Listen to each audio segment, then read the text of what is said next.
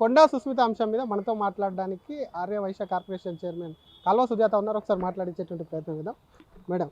సుస్మిత మాట్లాడినటువంటి మాటలు ముఖ్యమంత్రి మీద నేరుగా టార్గెట్ చేశారు, ముఖ్యమంత్రినే అన్నారు. అమ్మాయి నేను మీడియా ముంగల అటెన్షన్ ఉండాలి, మీడియా అంతా కవరేజ్ అవ్వాలి అనేది ఒక పిచ్చి ఆలోచనతో వచ్చిందేమో అనుకుంటున్నా. భవిష్యత్తు నిర్ణయించుకునే వ్యక్తి అయితే ఇట్లా కాకపోతుండే, ఇట్లా ఎవ్వరు కూడా చెయ్యరు. ఇప్పుడు మాలాంటి వాళ్ళమే ఉన్నాము, 15-20 ఏళ్ల నుంచి పార్టీలో పనిచేసుకుంటూ మాలాంటి వాళ్ళం మేము అవకాశం వస్తే ముందుకెళ్ళి పనిచేస్తున్నాం. అవకాశం రాకపోయినా ఏ రోజు కూడా పార్టీ లైన్ దాటి మేము మాట్లాడలేదు. మరి నిజంగానే అవకాశం కోసం ఎదురు చూస్తుంటే నీకేం వయసు అయిపోలేదు, ముసలామే అయిపోలేదు. ఇప్పుడు కాకపోతే ఇంకోసారి రావచ్చు, పోనీ ఎన్నికలు ఏం రేపు పొద్దున లేవు. కానీ నీకు నేనేమనుకుంటున్నా అంటే నీకు మైండ్ మెచ్యూర్డ్ అవ్వలేదేమో అనుకుంటున్నా. మెచ్యూర్డ్ అవ్వక ఏదో పబ్లిసిటీ కోసమో నలుగురు కేరింతలేసి నలుగురు విజిల్ వేస్తే నేను ఏదో టార్గెట్ చేసిన, ముఖ్యమంత్రిని టార్గెట్ చేసిన, గొప్ప లీడర్ని అని అనిపించుకోవాలనే ఉద్దేశం ఉందేమో. కానీ వాళ్ళ అమ్మని ఎందుకు దృష్టిలో పెట్టుకోవట్లేదు? వాళ్ళ అమ్మ డ్యామేజ్ అవుతుంది ప్రతిసారి.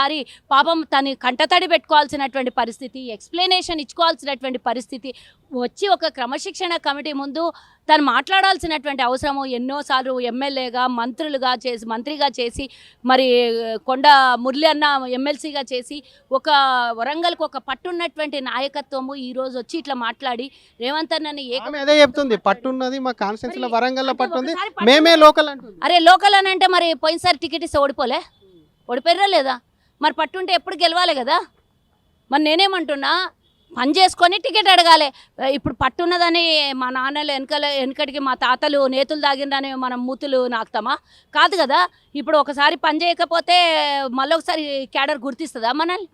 నాయకులు కానీ అక్కడ ఉన్నటువంటి లోకల్ పబ్లిక్ కానీ ఎవడు ముంగలు ఉంటే వానికి జై కొడతారు. నువ్వు వెనకపోతే వెనక సీట్లోనే కూర్చుంటావు, ముంగల కోసం ముంగల సీట్లో కూర్చుంటావు. నువ్వు పని చేసి టికెట్ అడిగితే పనికి వస్తుంది. నేనేం పని చేయండి, 24 గంటలు పనిచేసినోనికి కూడా ఎలాంటి అవకాశాలు ఒక్కొక్కసారి రావు. 30-35 ఏళ్ళు కష్టపడిన వాళ్ళు ఏమీ లేకుండా ఉన్నటువంటి వాళ్ళు ఎంతోమంది దురదృష్టమో అది అవకాశాలు రాకనో లైమ్ లైట్లకు రాకనో ఉండిపోయారు. మరి అంతకన్నా నీకేం అన్యాయం జరగలేదు కదా, ఏం అన్యాయం జరగలేదు కదా. పేరు పెట్టుకొని నువ్వు టికెట్ అడిగితే ఎట్లయితుంది? నీ సొంత గడ్డ మీద నువ్వు పని చేసుకోపోయి నువ్వు పని చేసుకొని మాట్లాడు.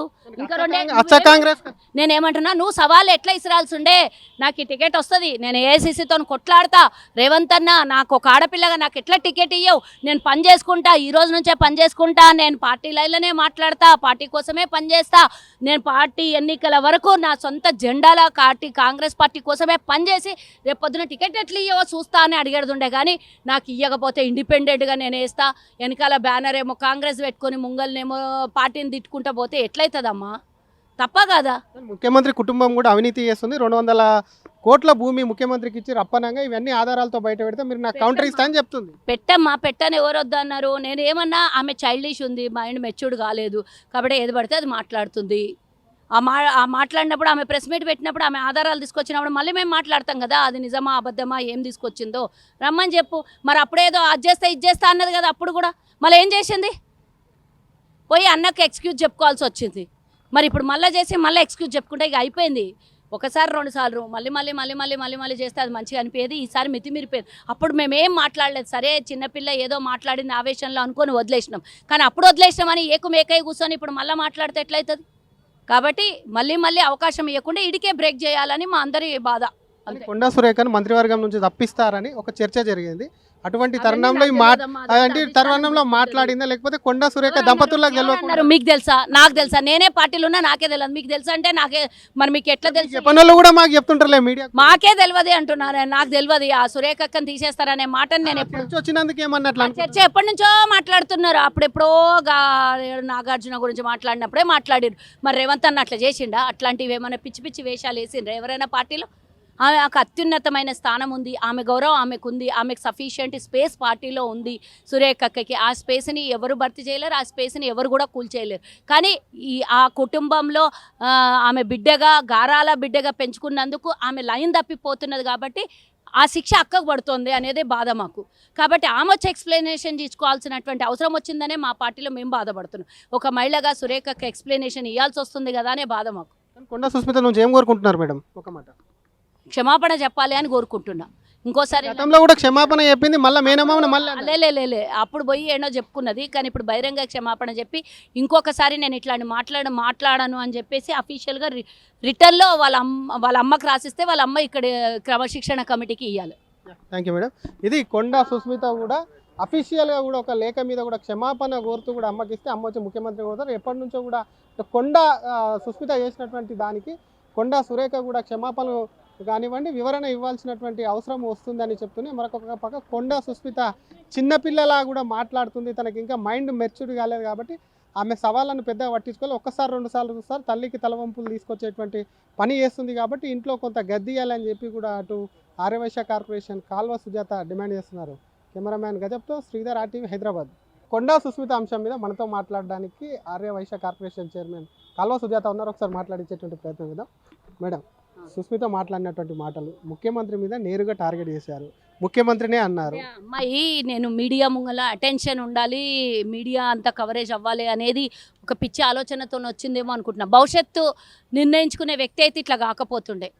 ఇట్లా ఎవ్వరు కూడా చెయ్యరు. ఇప్పుడు మాలాంటి వాళ్ళమే ఉన్నాము, 15-20 ఏళ్ల నుంచి పార్టీలో పనిచేసుకుంటూ మాలాంటి వాళ్ళం మేము అవకాశం వస్తే ముందుకెళ్ళి పనిచేస్తున్నాం. అవకాశం రాకపోయినా ఏ రోజు కూడా పార్టీ లైన్ దాటి మేము మాట్లాడలేదు. మరి నిజంగానే అవకాశం కోసం ఎదురు చూస్తుంటే నీకేం వయసు అయిపోలేదు, ముసలామే అయిపోలేదు. ఇప్పుడు కాకపోతే ఇంకోసారి రావచ్చు, పోనీ ఎన్నికలు ఏం రేపు పొద్దున లేవు.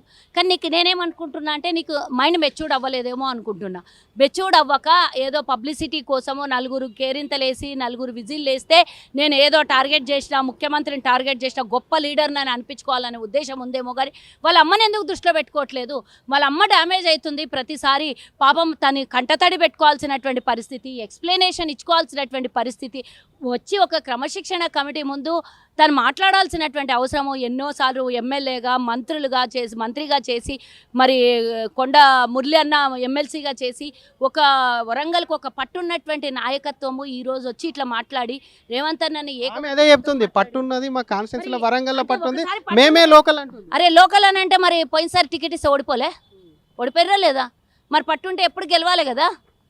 మరి నేనేమంటున్నా, పని చేసుకొని టికెట్ అడగాలి. ఇప్పుడు పట్టున్నదని మా నాన్నలు వెనకటికి మా తాతలు నేతులు తాగిందని మనం మూతులు నాకుతామా? కాదు కదా. ఇప్పుడు ఒకసారి పని చేయకపోతే మళ్ళీ ఒకసారి క్యాడర్ గుర్తిస్తుందా మనల్ని? నాయకులు కానీ అక్కడ ఉన్నటువంటి లోకల్ పబ్లిక్ కానీ ఎవడు ముంగలుంటే వానికి జై కొడతారు. నువ్వు వెనకపోతే వెనక సీట్లోనే కూర్చుంటావు, ముంగల్ కోసం ముంగల్ సీట్లో కూర్చుంటావు. నువ్వు పని చేసి టికెట్ అడిగితే పనికి వస్తుంది. నేనేం పని చేయండి, 24 గంటలు పనిచేసినోనికి కూడా ఎలాంటి అవకాశాలు ఒక్కొక్కసారి రావు. 30-35 ఏళ్ళు కష్టపడిన వాళ్ళు ఏమీ లేకుండా ఉన్నటువంటి వాళ్ళు ఎంతోమంది దురదృష్టమో అది అవకాశాలు రాకనో లైమ్ లైట్లకు రాకనో ఉండిపోయారు. మరి అంతకన్నా నీకేం అన్యాయం జరగలేదు కదా, ఏం అన్యాయం జరగలేదు కదా. పేరు పెట్టుకొని నువ్వు టికెట్ అడిగితే ఎట్లయితుంది? నీ సొంత గడ్డ మీద నువ్వు పని చేసుకోపోయి నువ్వు పని చేసుకొని మాట్లాడు. ఇంకా నేనేమంటున్నా, నువ్వు సవాళ్ళు ఎట్లా ఇసిరాల్సి ఉండే? నాకు ఈ టికెట్ వస్తుంది, నేను ఏఐసీసీతో కొట్లాడతా, రేవంత్ అన్న నాకు ఒక ఆడపిల్లగా నాకు ఎట్లా టికెట్ ఇయ్యవు, నేను పని చేసుకుంటా, ఈ రోజు నుంచే పని చేసుకుంటా, నేను పార్టీ లైన్లోనే మాట్లాడతా, పార్టీ కోసమే పనిచేస్తా, నేను పార్టీ ఎన్నికల వరకు నా సొంత జెండాల కాంగ్రెస్ పార్టీ కోసమే పనిచేసి రేపు పొద్దున టికెట్ ఎట్లా ఇయ్యవో చూస్తా అని అడిగేడుండే. కానీ నాకు ఇవ్వకపోతే ఇండిపెండెంట్గా నేను వేస్తా, వెనకాల బ్యానర్ ఏమో కాంగ్రెస్ పెట్టుకొని ముంగల్నేమో పార్టీని తిట్టుకుంటా పోతే ఎట్లయితుందమ్మా? తప్ప కదా. ముఖ్యమంత్రి కుటుంబం కూడా అవినీతి చేస్తుంది. 200 కోట్ల భూమి ముఖ్యమంత్రికి ఇచ్చి రప్పనంగా ఇవన్నీ ఆధారాలతో బయట పెడితే మీరు నాకు కౌంటర్ ఇస్తా అని చెప్తుంది. పెట్టని ఎవరు వద్దన్నారు? నేను ఏమన్నా, ఆమె చైల్డిష్ ఉంది, మైండ్ మెచ్యూర్డ్ కాలేదు కాబట్టి ఏది పడితే అది మాట్లాడుతుంది.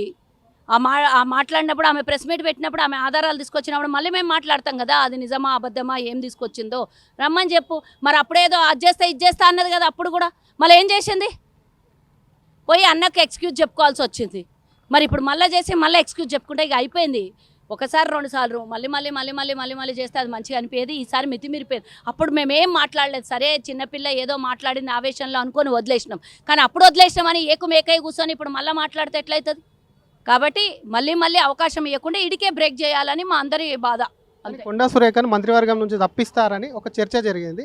అటువంటి తరుణంలో మాట్లాడిందా, లేకపోతే కొండా సురేఖ దంపతుల్లో గెలవకుండా? మీకు తెలుసా, నాకు తెలుసా? నేనే పార్టీలో ఉన్నా, నాకే తెలియదు. మీకు తెలుసా అంటే నాకే, మరి మీకు ఎట్లా తెలుసు? పనులు కూడా మాకు చెప్తుంటారులే మీడియా, మాకే తెలియదు అంటున్నారు. నాకు తెలియదు ఆ సురేఖ అక్కని తీసేస్తారనే మాట. నేను ఎప్పుడు వచ్చినందుకు ఏమన్నట్లు చర్చ ఎప్పటి నుంచో మాట్లాడుతున్నారు. అప్పుడెప్పుడో నాగార్జున గురించి మాట్లాడినప్పుడే మాట్లాడారు. మరి రేవంత్ అన్న అట్లా చేసిండా? అట్లాంటివి ఏమైనా పిచ్చి వేషాలు వేసిండ్రా ఎవరైనా పార్టీలో? ఆమెకు అత్యున్నతమైన స్థానం ఉంది, ఆమె గౌరవం ఆమెకు ఉంది, ఆమెకు సఫిషియంట్ స్పేస్ పార్టీలో ఉంది. సురేఖకి ఆ స్పేస్ని ఎవరు భర్తీ చేయలేరు, ఆ స్పేస్ని ఎవరు కూడా కూల్చేయలేరు. కానీ ఆ కుటుంబంలో ఆమె బిడ్డగా గారాల బిడ్డగా పెంచుకున్నందుకు ఆమె లైన్ తప్పిపోతున్నది కాబట్టి ఆ శిక్ష అక్కకు పడుతుంది అనేదే బాధ మాకు.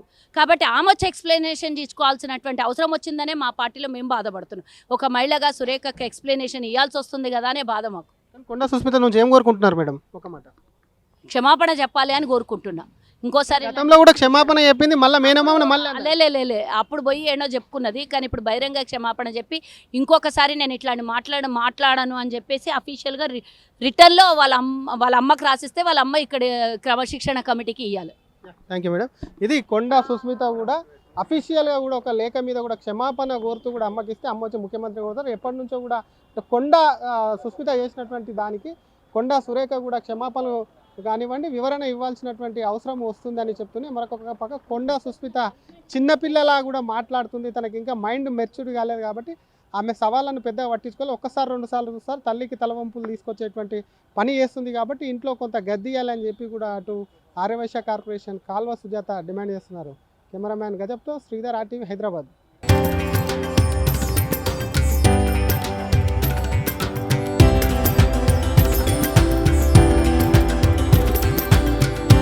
తరతరాలుగా తరగని స్వర్ణ బంధాలు మన మానిపల్లి జ్యువెలర్స్.